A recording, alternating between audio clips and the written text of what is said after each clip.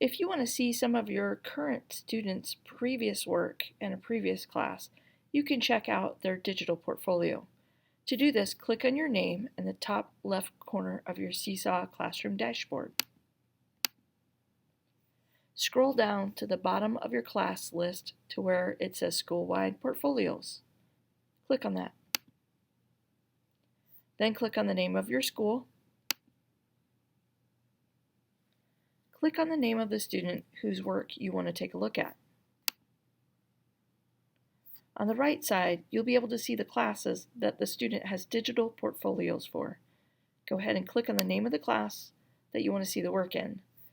Then you can scroll down the journal feed to be able to see the student's work, or on the right side, you can click on the folders for this class to look at work in particular folders.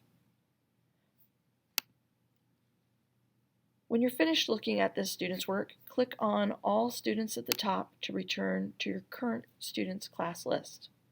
Click on another student to examine their previous work, or click on your name in the top left corner to return to your current class.